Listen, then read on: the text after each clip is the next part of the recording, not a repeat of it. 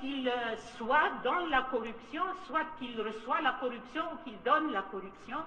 Et avec ça, il est la victime du chaos, mais il est en train de reproduire le chaos avec son comportement, mais son comportement est comme une loi de la nature, il doit faire ça pour survivre.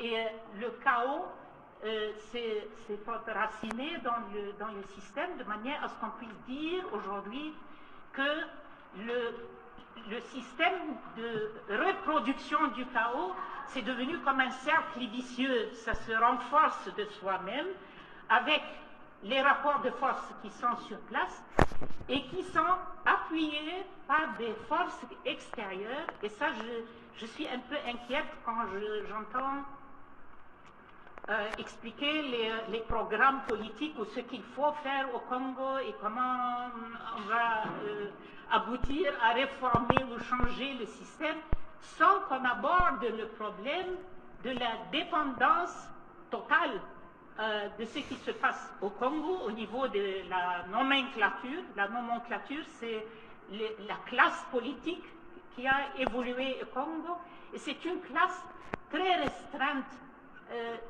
Il ne faut pas écouter le discours de l'opposition, majorité présidentielle, je sais, ils peuvent s'appeler comme ils veulent, mais c'est peut-être 500 personnes ou 1000 personnes qui sont au sommet de ce système, qui se jettent les ballons.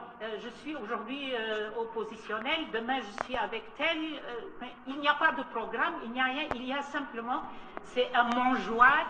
Et celui qui fait la politique, il veut accéder à ce mangeoire. Point trait. Et il n'y a pas...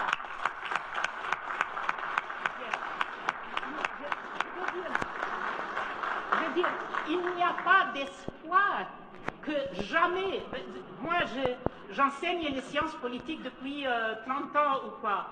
Et je vous dis que l'expérience humaine, l'expérience universelle nous dit qu'il n'y a pas de possibilité que ceux qui créent le chaos, vous pouvez vous adresser à eux pour dire « aidez-nous à maîtriser le chaos ». Ce n'est pas possible.